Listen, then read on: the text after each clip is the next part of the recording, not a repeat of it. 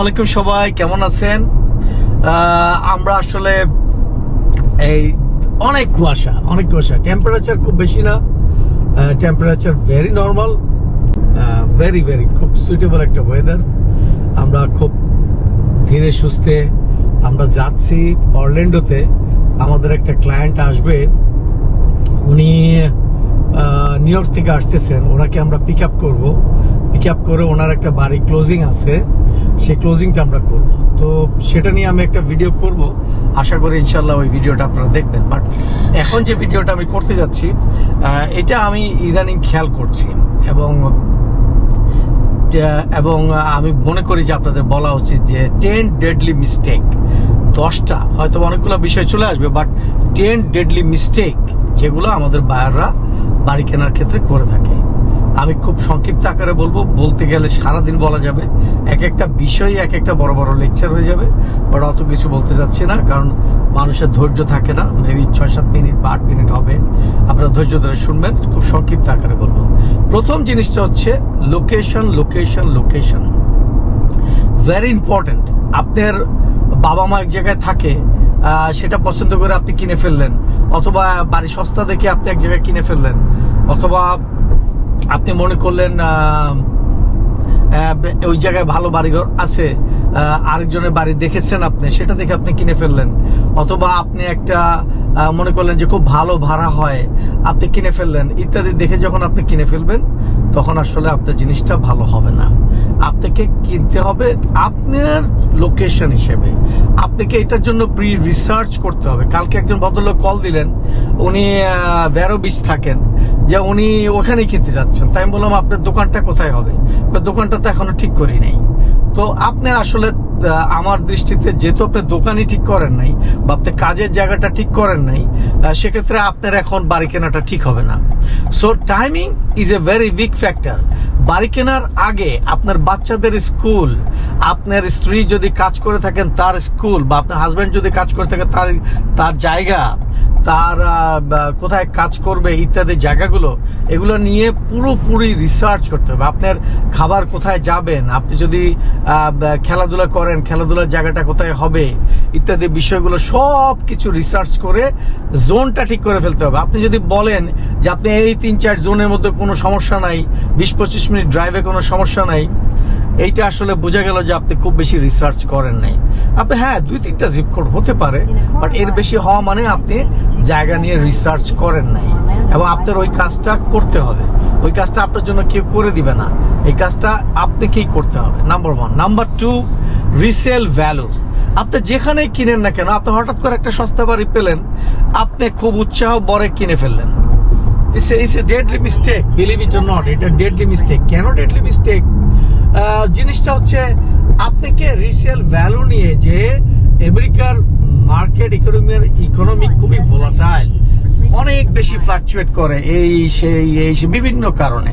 তো সবগুলো বিষয় এটা নিয়ে আরেকটা গবেষণামূলক প্রবন্ধ হয়ে যাবে, ওখানে যাচ্ছে না। বাট আপনি যিনি কনসালটেন্ট আছে, আপনার যদি রিয়েলটর আছে, তার সাথে কনসাল্ট করতে হবে যে আমি ওই জায়গায় কিনতে যাচ্ছি, ওই জায়গায় কি ভাড়া ভালো হয়, ওই জায়গায় যদি কোনো কারণে আমার থাকা না হয় তাহলে কি ঘটবে, তাহলে আমার প্রাইসিংটা আমি একটু কমে পেলাম। কারণ জায়গা ভিত্তিতে একই বাড়ি আপনার 50 থেকে 100,000 টাকা ডিফারেন্স হয়। একই বাড়ি খুব ঘনবসতিপূর্ণ এলাকায় যে দাম, দেখবেন যে আপনি একটু দূরেই আপনি সেটা 50 থেকে 100,000 কমাতে পারবেন। তো আপনারা অনেক সময়, আমরা তো বাঙালি মানুষ, আমরা একটু কম দামে পেলেই আমরা কিনতে চাই, আমরা একটু লোভ করি, এটা খুব স্বাভাবিক। এটা যদি শুধু আপনি করেন তা না, আমরা সবাই করি।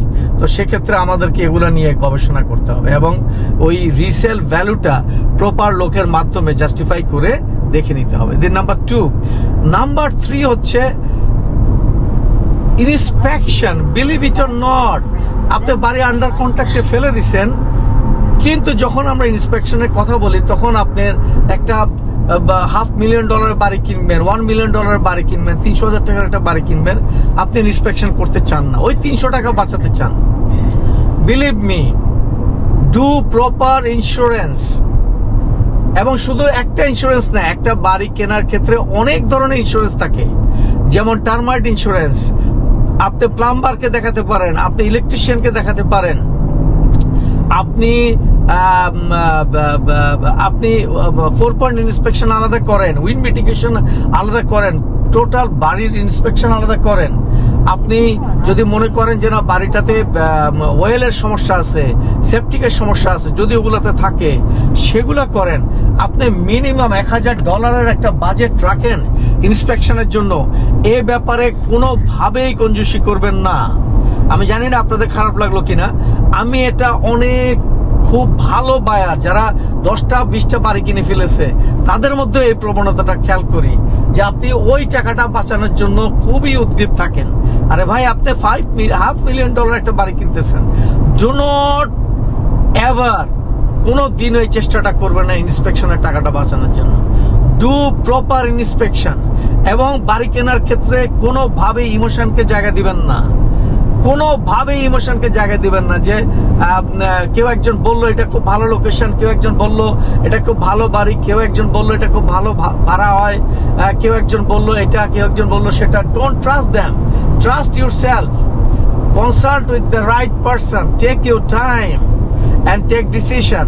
ইন্সপেকশনে কোনো খাতির নেই। অনেক সময় আমরা রিয়েলিটররা দেখি বাইরে তাদের বাড়ির খবরই বলতে চায় না।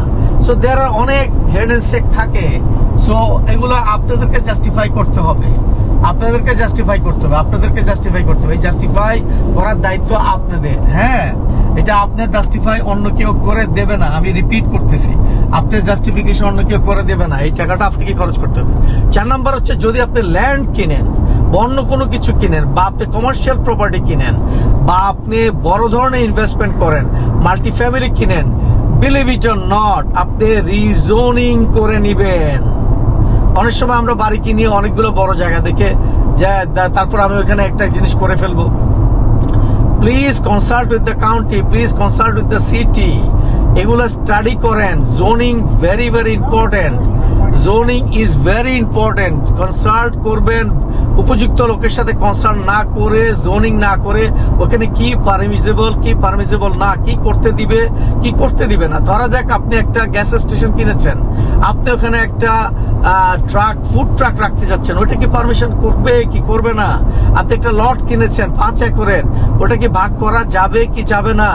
আপনি একটা বাড়ি কিনেছেন, ওইটাতে কি একটা গ্যারেজ করা যাবে কি যাবে না, ইত্যাদি বিষয়গুলো আগে ভাগেই আলাপ করে ডিসিশন নিয়ে তারপর সবকিছু করবেন।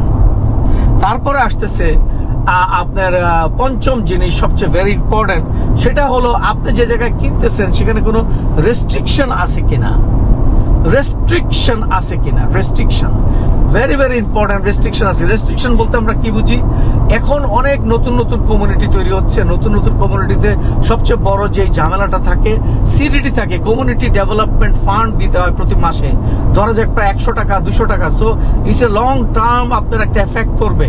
তো এগুলা কিন্তু অনেক সময় ছোট করে লেখা থাকে। আর আমরা আমাদের বায়েরা ম্যাক্সিমামই জিলো ফলো করে, realtor.com ফলো করে। এগুলা কিছুই থাকে না।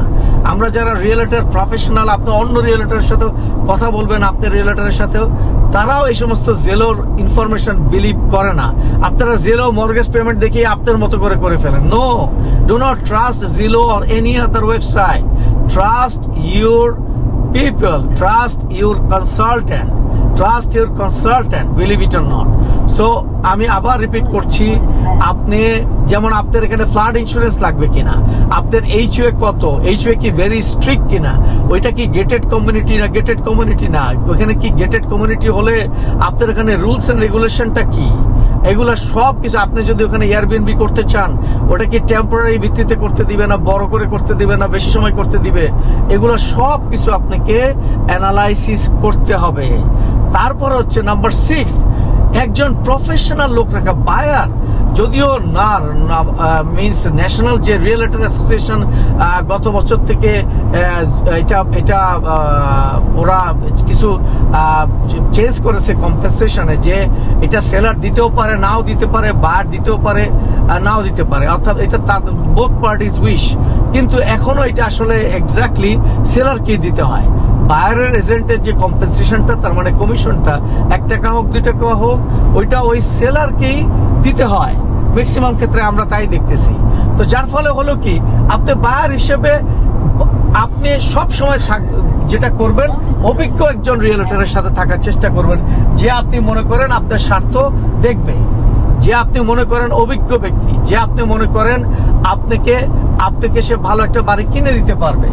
সো আপনি তার সাথে থাকবেন যে ওই এলাকায় অভিজ্ঞ। এগুলো বিশাল একটা বিষয়। সো আপনি একা, ধরা গেল যে আমি অনেককে দেখি যে নতুন বাড়ি কিনতে যাবেন, আপনি নিজে নিজেই চলে যান। আপনি মনে করেন আপনি একটা ডিসকাউন্ট পাবেন, বা আপনি হয়তো বা অফারও করেন তাদেরকে যে ভাই আমি তো নিজে কিনলাম, আপনি যে ডিসকাউন্ট ওইটা আমাকে দিয়ে দিবেন। ভাইয়া, এই ধরনের কোনো নিয়ম আমেরিকাতে নাই। আপনাকে কোনোভাবেই এই ডিসকাউন্ট দিবে না। বরং আপনি যদি একজন শক্তিশালী স্ট্রং রিয়েলিটর রাখেন, সে আপনাকে কতভাবে যে ডিসকাউন্ট আদায় করে দিতে পারবে সেটা আপনার জানাও নাই।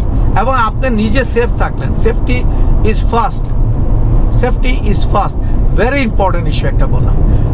6 নম্বর ইস্যু হচ্ছে, আপনি যখন ইন্সপেকশন করে ফেলেন তখন ইন্স্যুরেন্স চলে আসবে। সো আপনাকে আবারও বলেছি, ফ্লাড ইন্স্যুরেন্সের এলাকায় বাড়ি কেনার আগে খুবই সাবধানতার সহিত কিনতে হবে, এবং আপনার হোম ইন্সপেকশনে, হোম ইন্স্যুরেন্সে কত লাগলো সেগুলোও কিন্তু আপনাকে ঠিক করে নিতে হবে। Very very important, very very important. আপনার হোম ইন্স্যুরেন্স কত লাগতেছে সেগুলো ভেরি ইম্পর্টেন্ট। এগুলো আগে স্টাডি করে, এবং তার জন্য আবার করে, এখন ইন্স্যুরেন্স ইজ ভেরি টাইট, তারা হয়তো বা কিছু গাইডলাইন দিবে, সেই গাইডলাইনগুলো আপনাকে ফলো করতে হবে। অতএব এগুলো নিয়েও আপনাকে কিছুটা কাজ করতে হবে, যে না আমি আগে থেকে সিরিয়াস ভঙ্গিতে আপনাকে এগুলো নিয়ে কাজ করতে হবে, যে না আমার ইন্স্যুরেন্সের জন্য কোনো প্রি রিকোজিট আছে কিনা।